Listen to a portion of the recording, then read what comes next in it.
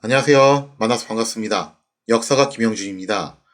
병법사 제85부 이순신, 웅천 외성을 공격하다라는 주제를 가지고 오늘 여러분과 함께 할까 합니다. 1593년 2월 12일 행주산성에서 승리한 권율은 고립된 곳에서 계속 머무는 것은 바람직하지 않다라고 여겼죠. 애초에 행주산성 왔던 이유 중 하나가 단독으로 한양을 탈환하겠다 그런 의도가 아니라 명군과 이제 협동 작전을 위해서 온 거였거든요.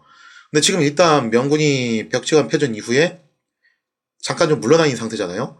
그렇기 때문에 권율은 일단 명군과 연계 작전인 용의안 쪽으로 옮기는 것이 좋다라고 판단을 합니다. 그래서 어느 쪽으로 이동을 하게 되냐면은 파주산성으로 이동을 하게 됐다는 거죠. 자, 그리고 일본군 입장에서는 지금 행주산성 패전 이후에 완전 멘탈 붕괴에 빠진 상태예요. 자, 그래서 이대로 물러날 수 없다. 서력전을 벌이자 하면서 재차 파주산성으로 진군을 해옵니다. 근데 이미 일본군이 행주산성에서 너무 크게 깨지는 바람에 부상자도 상당히 많았고 가용 전력 자체도 지금 많이 불안정한 상황이었다는 거죠. 여기서 좀 이제 무리해서 오기 있게 나온 건데 결국 이제 파주산성까지 오기는 왔어요. 그런데 파주산성은 원체 방비가 견고한 곳이었고 또 권율이 여기서 이제 버티기 작전 들어가니까 결국 일본군은 전력의 보전을 위해서 공략을 포기하고 일단 돌아가게 됩니다. 이처럼 행주산성에서 조선군이 대승을 거두고 파주까지 이제 진군을 해오자 명예제독 이여성도 다시 남진을 고려하게 되었다는 거죠. 행주산성 패전 이후 한양의 일본군에게 불안한 소식이 한 가지 더 들려오게 됩니다. 그게 뭐였냐? 이순신이 남해에 위치한 일본의 핵심 거점 중 하나인 웅천을 공략하고 있다는 소식이었어요. 한산도 해전 이후에 일본군은 가급적 해전을 회피한 채 남해안 일대에 여러 외성을 쌓아가지고 이순신의 공세로부터 교두보를 보호하고자 했다는 거죠. 그래서 당시 이순신이 남해의 제해권을 확보했다라고 제가 예전에 한번 언급을 드렸는데, 근데 정확하게는 어디까지로 확보한 거냐면은 거제도까지예요. 거제도 동쪽에는 제해권을 확보하기가 좀 어려웠던 게 뭐였냐면은 수군이 지금처럼 무슨 뭐 동력 기관이 있어가지고 그냥 가는 게 아니기 때문에 노를 져서 가야 되기 때문에 중간중간에 정박을 해가지고 휴식을 취하고 그 다음에 또 이제 식수품을 보급할 만한 그런 곳이 필요해요.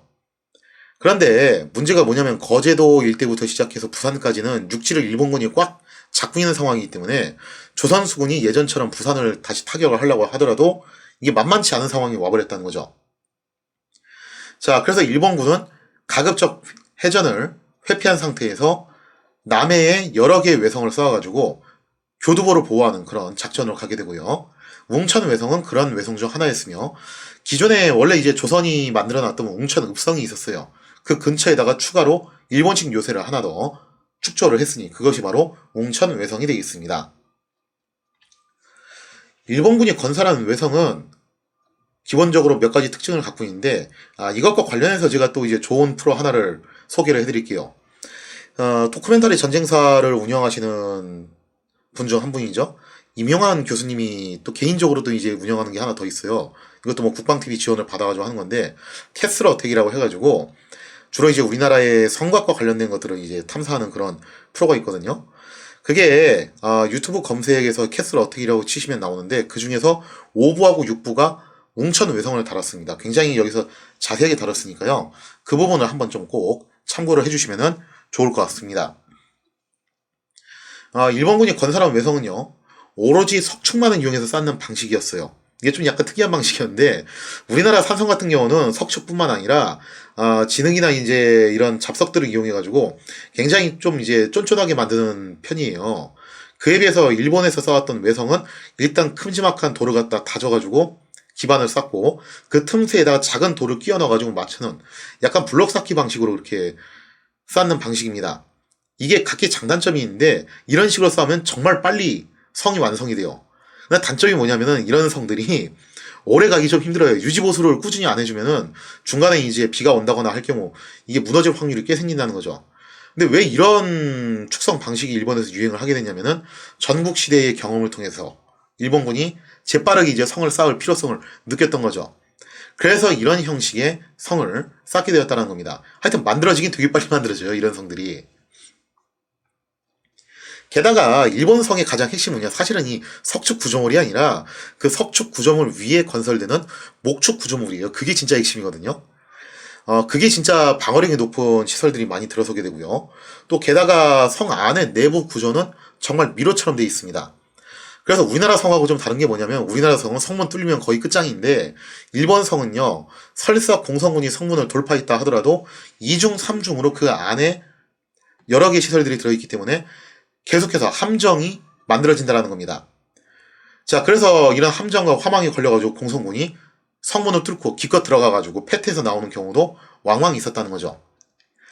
이처럼 외성은 그 치명적인 구조 덕에, 이게 정말 참 어떻게 보면 자존심 상하는 일이긴 한데, 조선에서 일어났던 이 임진왜란 기간 중에서 단 한 번도 함락을 허용한 적이 없었다는 거죠. 말 그대로 철옹성이었어요. 그 중에서 웅천 외성은 일본군의 함대가 주둔하고 있던 웅포, 포구를 보호할 목적으로 건설한 요새였습니다. 조선 수군이 웅포까지 가기 위해서는요, 굉장히 좁고 긴 수로를 지나가야 돼요. 거의만 1.5km쯤 되는 수로를 지나가야 되는데, 하지만 일본군은 이 비좁은 해협에 웅천 외성을 축조하고 또 반대편에 있는 능선에도 조총 부대를 주둔시켜서 양쪽에서 십자포를 날릴 수 있게끔 그렇게 철저하게 수로를 통제하고 있는 그런 상황이었습니다. 따라서 조선 수군이 육군의 지원 없이 단독으로 여기 웅천 외성을 함락시킨다. 그거는 굉장히 어려운 일이었다는 거죠. 1593년 2월 6일 무렵 전라 좌수사 이순신은 전라 우수사 이혁기 그리고 경상 우수사 원균을 소집을 해서 다시 한번 대규모 연합함대를 결성을 합니다. 최근 일본군은 해전을 회피한 채 철저히 수비로 일관하고 있기 때문에 이순신 입장에서는 여러모로 깝깝한 상황이 전개되고 있었다는 거예요. 얘들이 바다 밖으로 나와줘야지 화끈하게 싸울 거고, 그래야지 진짜 일본 수군을 바다에 퐁당퐁당 수장을 시킬 수가 있는데, 이것들이 남해안 일대에다 외성을 쌓고 계속 병력과 군함을 보강해가지고 버티기 작전에 들어가고 있다는 거예요. 그래서 이대로 가다가는 다시 예전의 세력을 회복하게 될 것이다라는 그런 우려감이 있었다는 거죠. 자, 이에 이순신은 일본군의 세력이 더 커지기 전에 일단 웅포를 공략해가지고 일본 수군에게 큰 타격을 가하자라고 작전을 짜는데, 수군이 단독으로 웅천 외성을 함락시키는 것까지는 무리였고, 웅포 포구에 있는 일본 수군 선단들을 밖으로 끌어내가지고 괴멸을 시키자. 그렇게 해서 적어도 이제 일본이 제해권을 장악하기 위한 시도를 할 수 없게끔 그거를 차단하자는 것이 당시 이순신의 작전 목표였어요. 문제는 웅포를 공략하기 위해서는 웅천 외성을 지나가야 되는데, 웅천 외성은 그 지세가 굉장히 험준한 데다가 많은 수비 병력이 주둔하고 있었습니다. 그리고 웅천 외성 후방에는 조선이 이제 건설해놨던 웅천 읍성까지 있기 때문에 양쪽에서 서로 이제 의지하면서 싸울 수 있는 구조가 된다라는 거죠. 그래서 수군이 단독으로 공략하는 건 사실상 거의 불가능한 지역이었어요. 따라서 가장 이상적인 것은 웅포에 일본 수군이 포구 밖으로 나와가지고 조선 수군과 일전을 벌여주는 것이었습니다.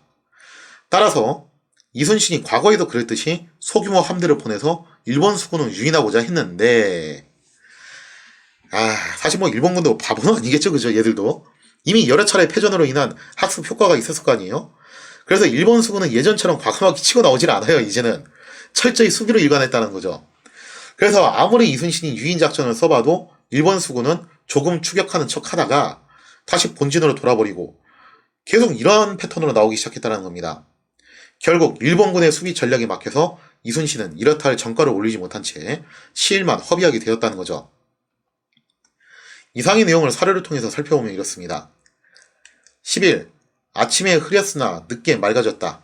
묘시에 출항하여 웅천과 웅포에 이르니 적선이 여전히 줄지어 정박해 있었다. 두 차례 유인했으나 우리 수군에 이미 겁을 먹고는 나올 듯 하다가 돌아가 버려 끝내 잡아 섬멸하지 못하였다. 그러니까 뭔가 유인 작전에 넘어갈 것 같으면서도 쉽게 넘어가지 않는다는 거죠. 그러니까 얘들도 굉장히 조심스럽게 행동을 하는 거예요. 한두 번 당한 게 아니었기 때문에. 그래서 여기서 이제 이순신이 난중일기에 뭐라고 이제 당시 감정을 수리하고 있냐면은 참으로 통분한 일이었다.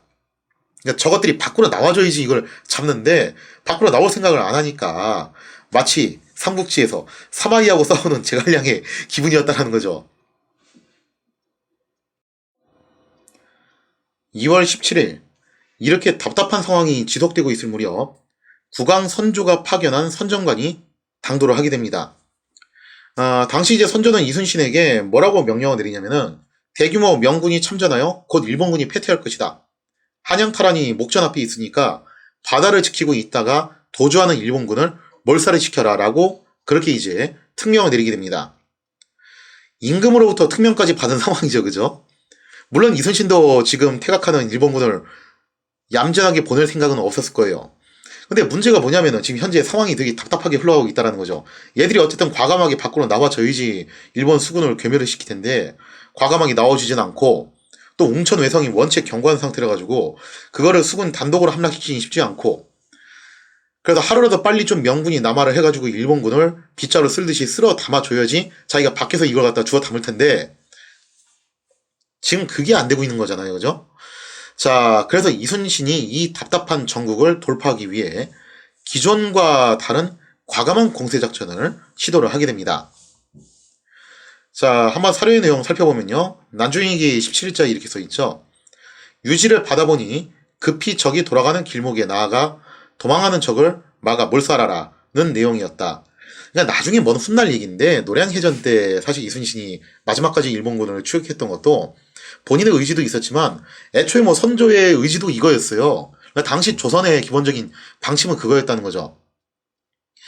자, 그래서 이제 삼가 유지를 받았다는 답서를 바로 써주었는데 밤은 벌써 사경이 되었다. 그리고 이순신의 고민은 깊어지죠. 2월 22일이 됩니다. 이순신은 자신의 휘하에 있던 의병과 승병들을 투입을 해서 웅포 서측방에 위치한 제포 방면에 상륙하도록 합니다. 그러니까 여기 웅천 외성뿐만 아니라 주변에 여러 개 이제 외성들이 서로 연계되어 있는 상황이거든요. 자, 그 중에서도 이제 제포 방면에 상륙을 해가지고 웅천 외성을 공략을 하도록 이제 한 거예요.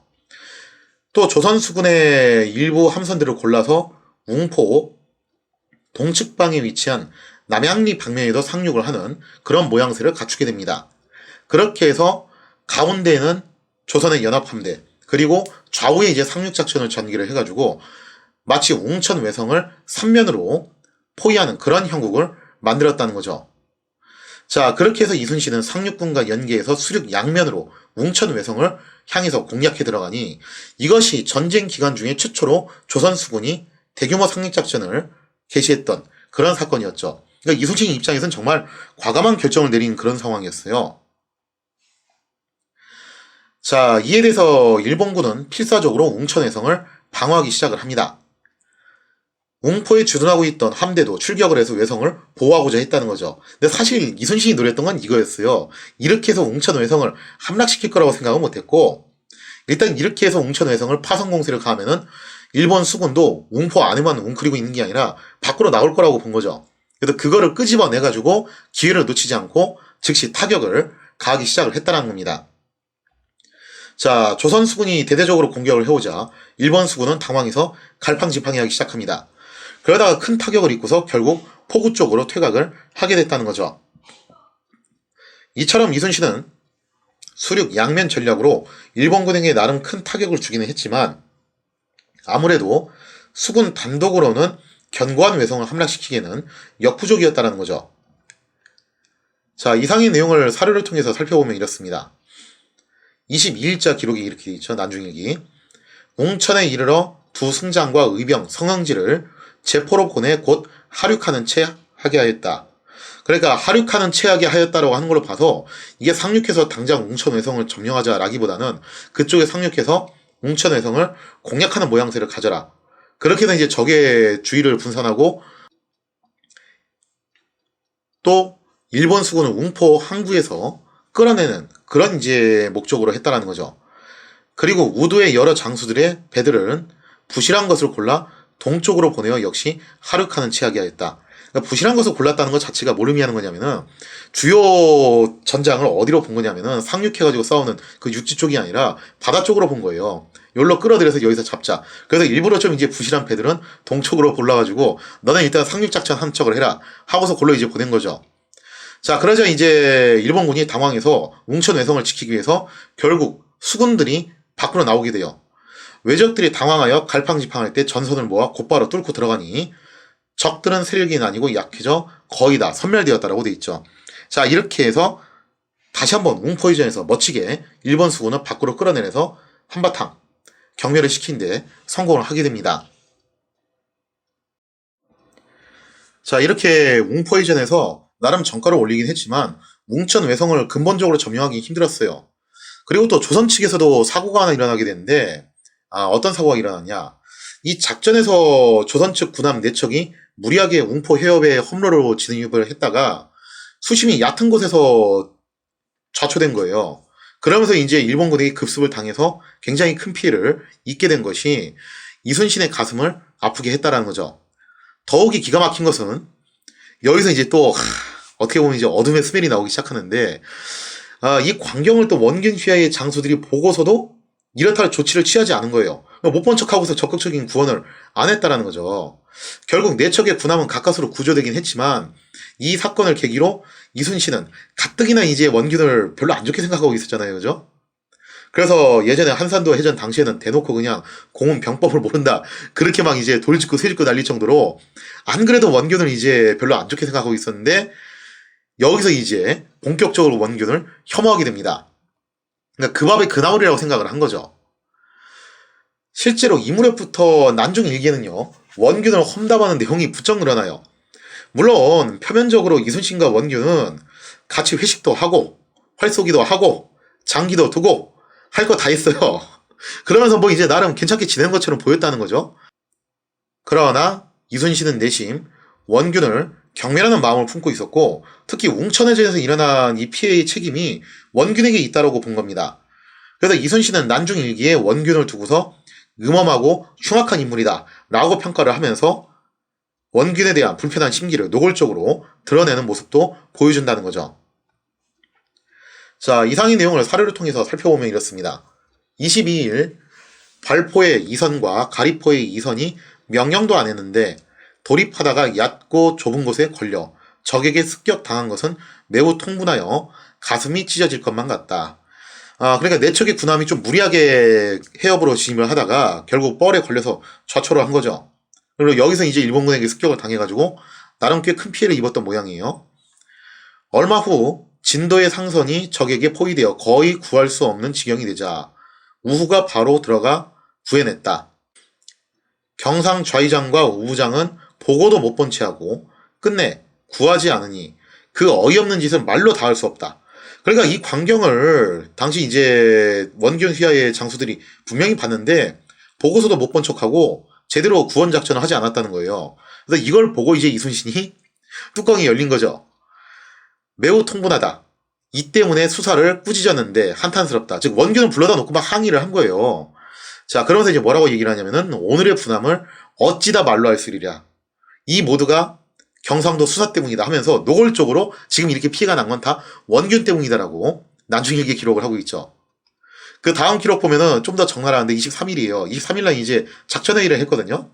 작전회의가 이제 끝나고 난 다음에 나온 말이 이거예요. 원수라는 그 흉악하고 음험함을 무어라 말로 표현할 수 없었다. 근데 중요한 건 뭐냐면은 이순신이 뭐 그렇다고 해서 원균하고 대놓고 노골적으로 막 고성 오가면서 싸웠냐면 그건 아니었어요. 만나서 뭐 이제 술도 마시고 같이 활쏘기도 하고 뭐 장기도 두고 그렇거든요. 근데 거기서 이제 그냥 곱게 안 끝나요. 꼭 나중에 보면 뒤에 한마디씩 꼭 달리더라고요. 그래서 술을 마셨는데 원기는 혼자 막 만취했다. 저 전쟁 중에 저렇게 그냥 술 퍼마시고 아유 쯧쯧쯧 그런 내용들 나오고 뭐 활쏘기를 했는데 우리 쪽 장수들이 저쪽 장수들보다 활을 훨씬 잘 쏘더라. 뭐 그렇게 이제 좀 자랑하는 내용도 나오고 하여간에 그러면서 이제 원균에 대해서 흉보는 얘기들이 계속 줄지어서 나오게 된다는 거죠. 아무튼 이렇게 해서 웅포 해전이 끝이 나게 되면서 이순신의 5차 출격은 이 정도로 마무리가 됩니다. 참고로 이게 거의 한 달에 걸쳐서 벌어진 꽤 장기 작전이었어요. 그리고 음력 한 3월 초까지 이뤄졌기 때문에 양력으로 환산하면 거의 뭐 이제 4월에서 5월에 해당하는 그런 기간이잖아요. 그죠? 이제 한창 농번기로 들어가는 그런 시기입니다. 그렇기 때문에 당분간 이제 조선군도 안 그래도 임진년에 농사를 거의 못 지었는데 지금 계산년에도 농사 못 지으면 이거 난리 나거든요.